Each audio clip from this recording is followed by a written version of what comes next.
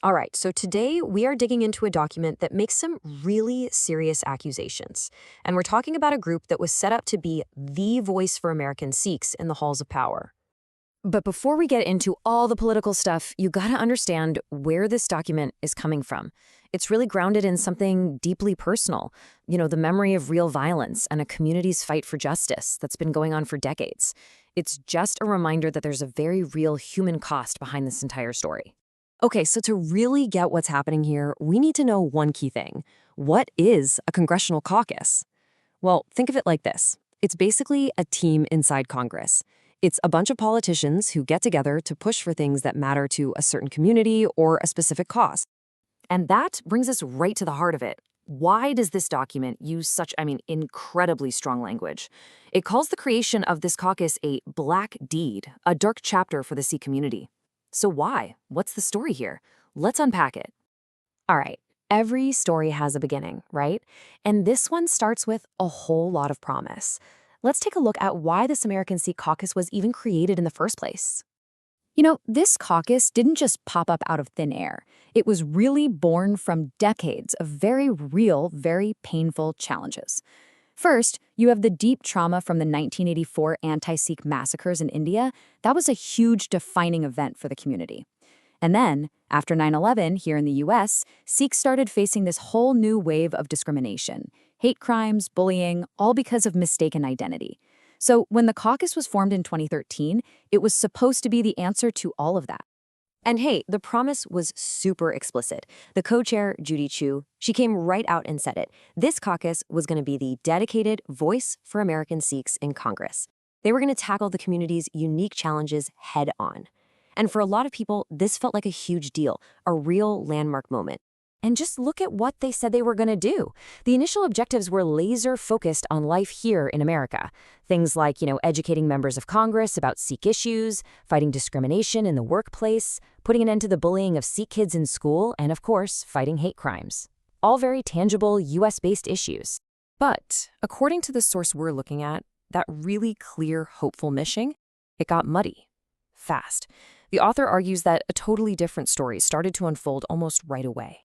The title of the document itself is actually a Punjabi proverb, Hirde Kapat Mukh Gyani, and what that means is deceit in the heart, wisdom on the lips. Wow, that phrase, it just perfectly sums up the core accusation we're about to get into. So here's the bombshell allegation, right?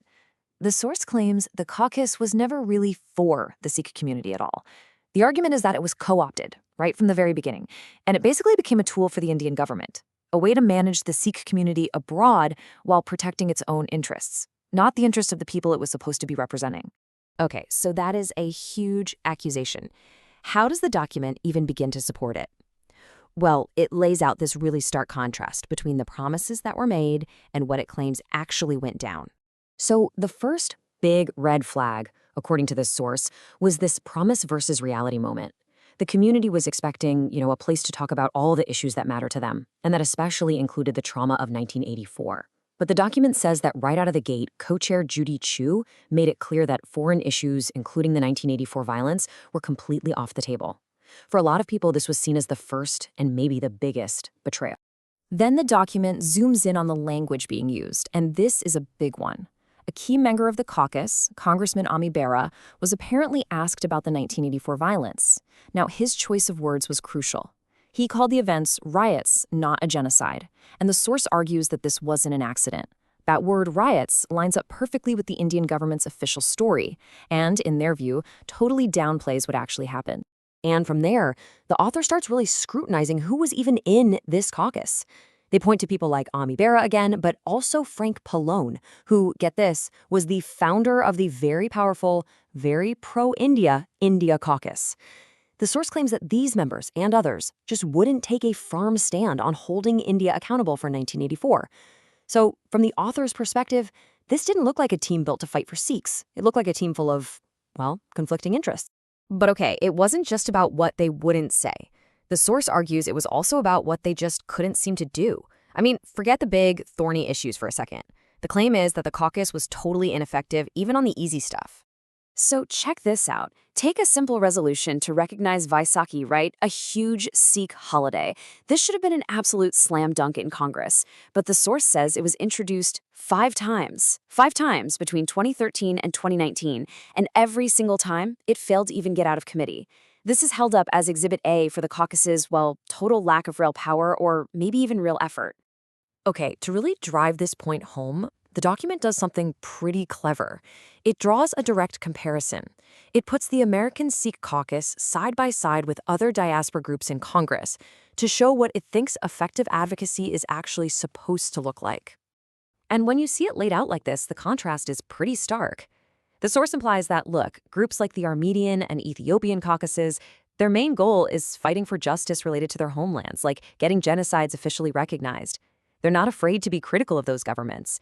But then you have the Sikh caucus, which in this comparison looks like a total outlier, one that seems to deliberately sidestep the community's most important historical issues. So after laying out this whole case, the broken promises, the questionable members, the string of failures, the document delivers its final and pretty damning verdict.